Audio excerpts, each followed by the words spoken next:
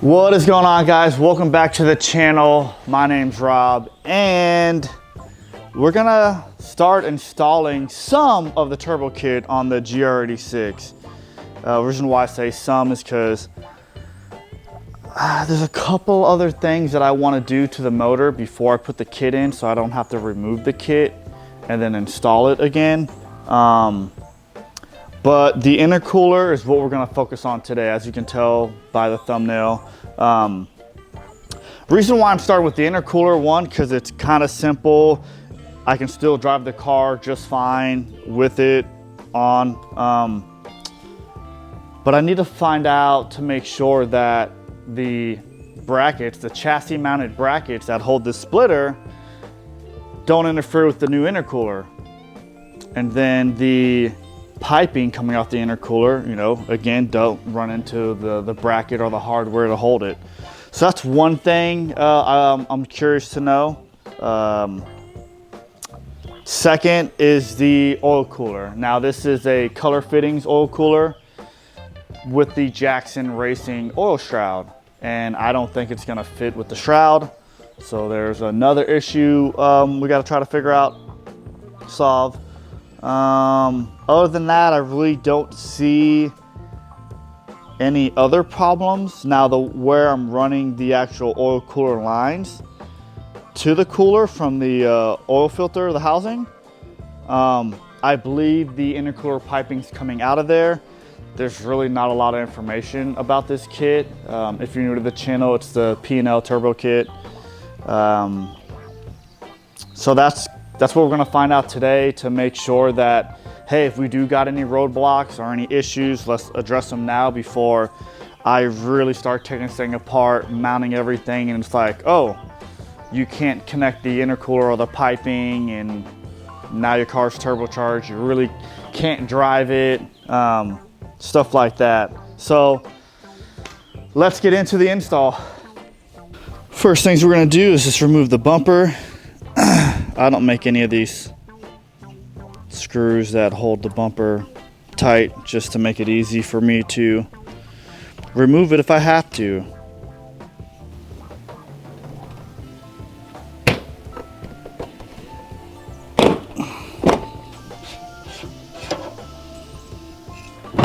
This air dam makes it fun. So this is going to give you a better idea of the issues that we might run into here, and obviously that. And I believe where I'm running the oil cooler lines is where the intercooler piping is going to come from. I'm just hoping it doesn't run into this stuff here, because it's bolted here and right there.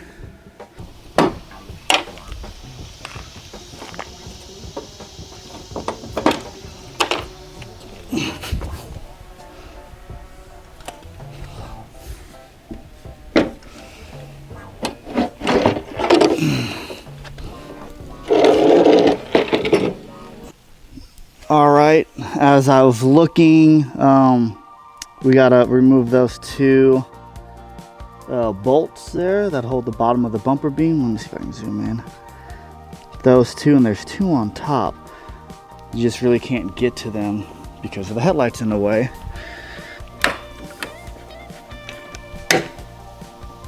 Clip up here, clip here. I don't get, you got all these bolts bolted together, but this clip's gonna keep her in there. Look at that. Wow. There's the harness kind of in the way. All right.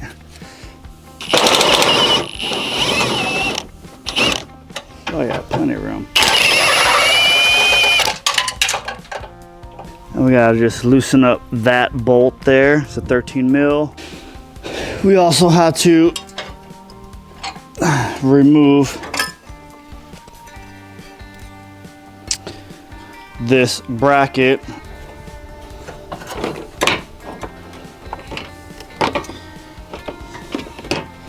Might have been easier just to pull the damn headlight out.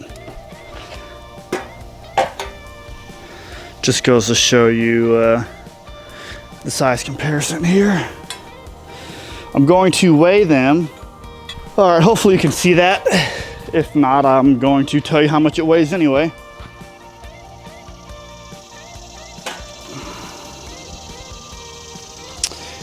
And that is 15.9, so call it 16 pounds. Oh gosh.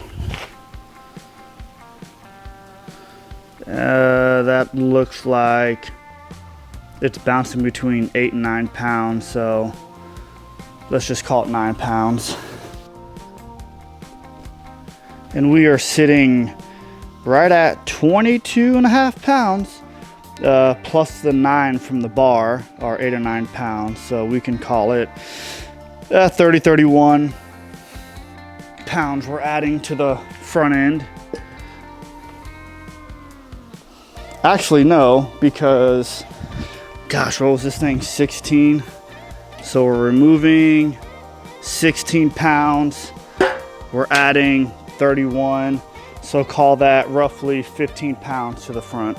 Now we're going to remove the oil shroud and just try to bolt up the intercooler just to look for clearance and stuff like that. And I'm hoping, fingers crossed, that the chassis mounted splitter goes on. I'll try to sneak the intercooler piping in just to make sure that it clears. All right, so we took off the oil shroud. I really didn't want to have to pull these fittings off because, like I said earlier, there's some O-rings, and you know, they tend to leak when you take everything apart.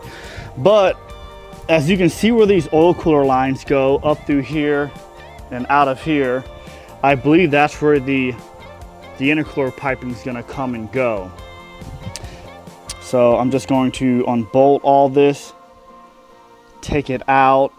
All right, so as you can tell, I just removed the oil cooler out of the way. Gonna just mount this in its place here. It's nice when you have someone to help you out. And you got a lift and a camera person.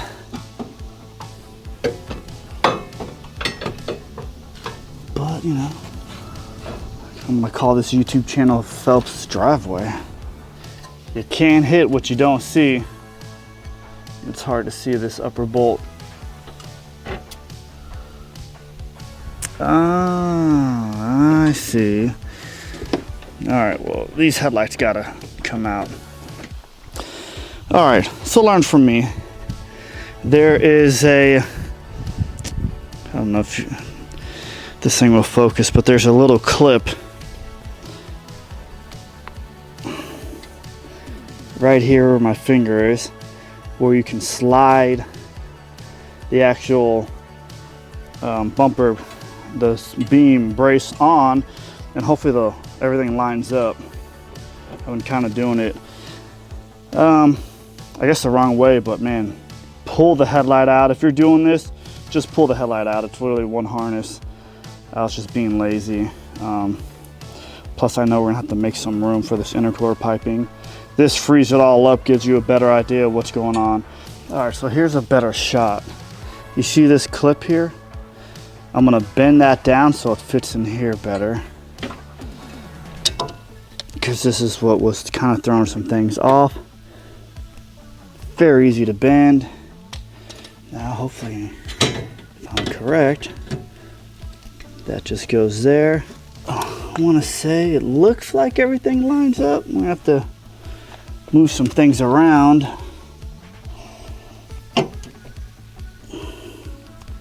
Grab a screwdriver and just kind of force this over a little bit. All right, so this beam isn't 100% straight, and what I mean is, as I tighten it up there, massive gap down here. So we just gotta be careful. I just want to make sure all the holes line up. I'm doing the top two first, because the bottom one holds the actual splitter bracket. All right, top 2 bolts were in. I loosened up this piece here, keeping everything somewhat just finger tight. All right, good stuff. She's on there. Like I said, kept these loose, then just slowly starting tightening everything. Obviously, I got to tighten up this guy and this guy here.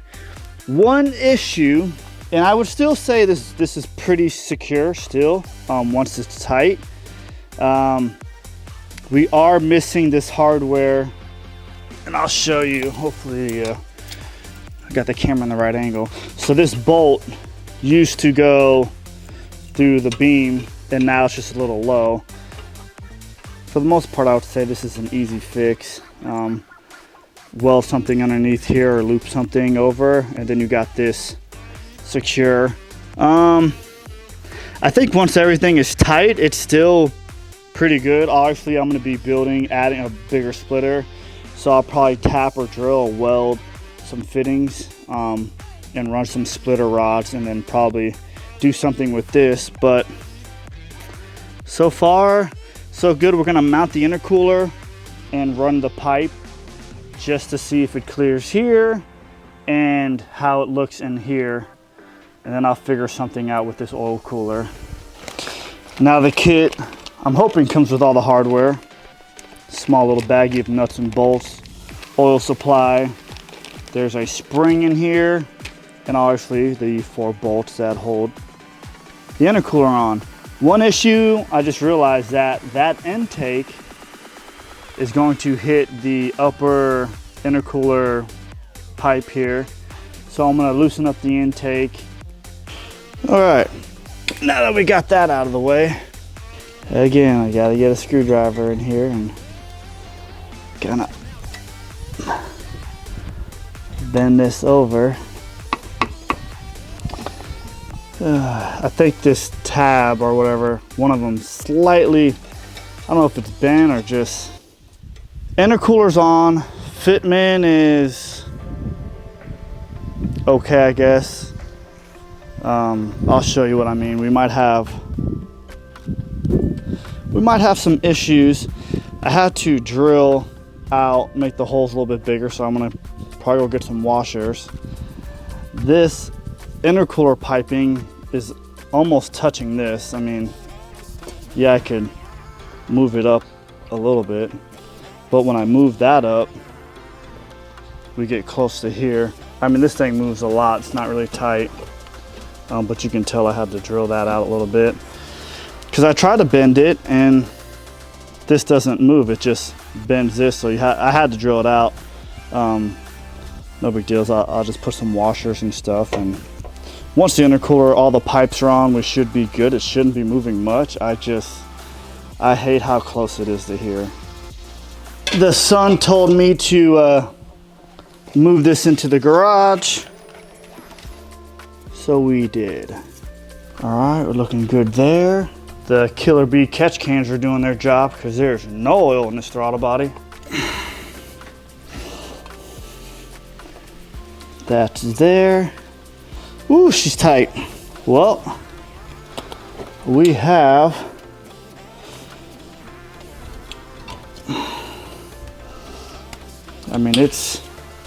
she's in.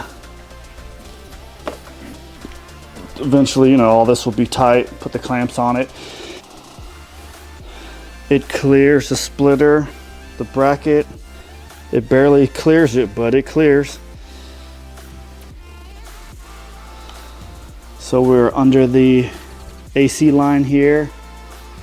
We clear the oil lines for the oil cooler. As of now, I mean, we still don't have a headlight. Throttle body. For shits and giggles, I'm gonna take that off, put the air filter on it, plug in the mass air meter and see if it runs. As of where it is right now, it does not touch the condenser here, but man, it definitely needs to be, you know, pulled away a little bit. Man, if this thing went straight, I don't know if you can see that on camera, this pipe should come straight out. Now it's kind of it's turned towards it. I don't know if that's how it's meant to be. Go crazy tight. Look at that. Perfect. All right, so let's get the blow valve on. Well, that was kind of fun, getting the O-ring and clamp on. All right, that's on. That's on. I think we could start it up. Blow valves on, mass air meters on, plugged in. Custom cold air is set up. Still, things are kind of loose. Oh, it actually doesn't move as much, probably because of the filter and all the intercooler piping. Everything's on. I taped up this catch can. We're gonna start it. I don't think any of this stuff's gonna leak. Obviously, the math now is pulling air from here, going through here. It could be a mess. It may not even idle. We'll see, fingers crossed. Making about 35 PSI. Oh, baby.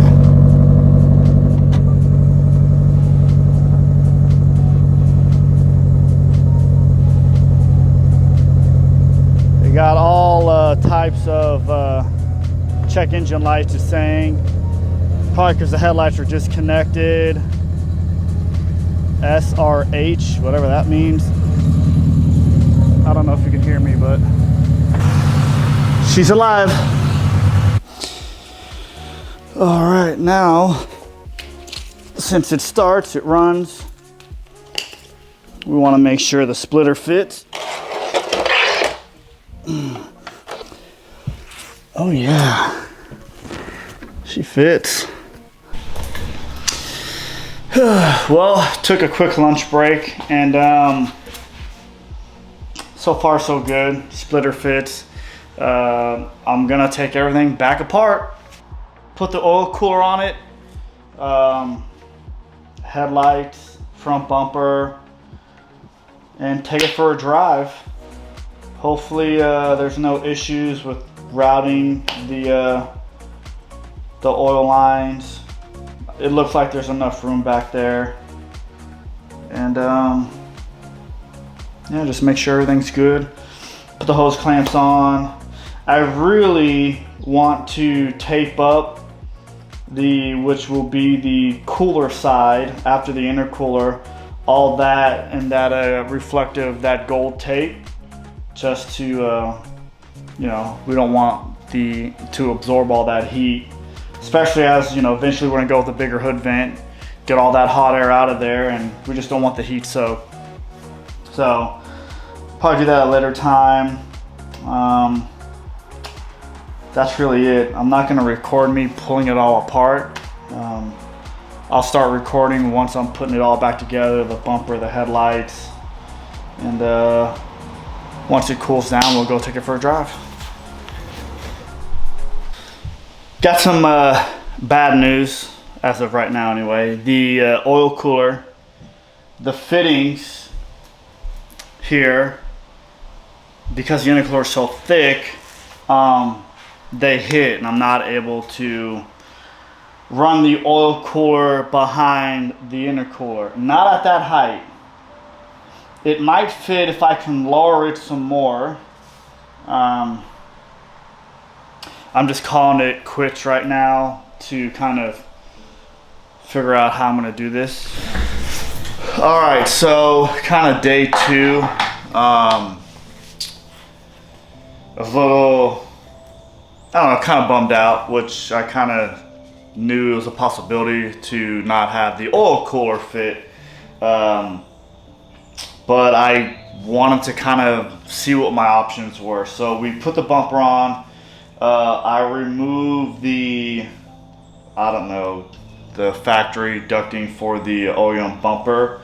And I had to remove it for that side because of the intercooler pipe, which I'll show you here in a minute.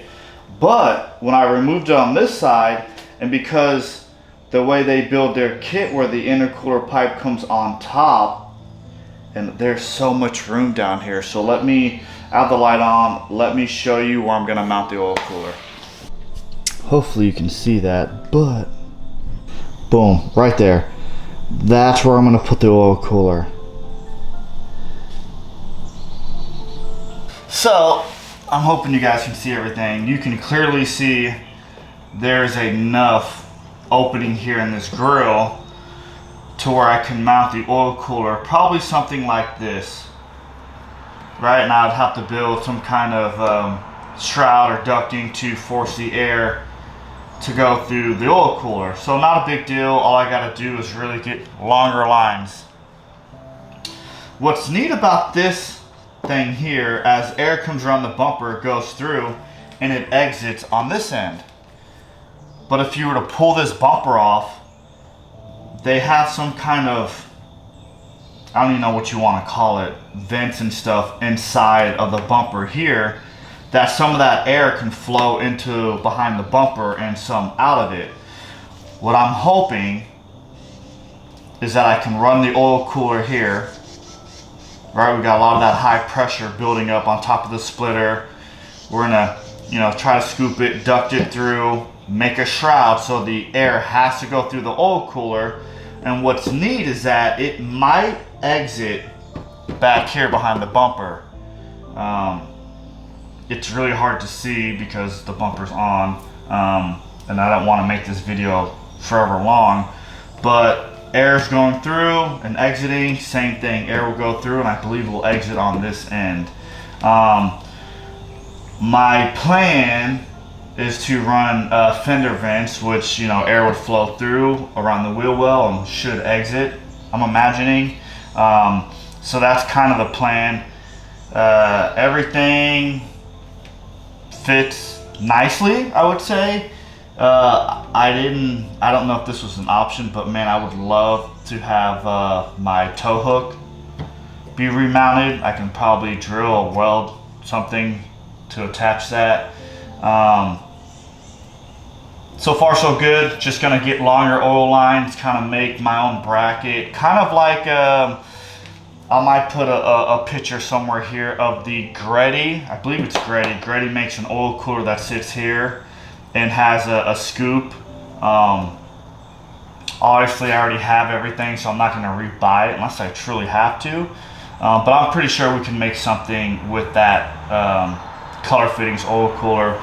Maybe even reuse some of the oil shroud to help, not only bring in that cooler air, but keep it to where it has to go through the oil cooler.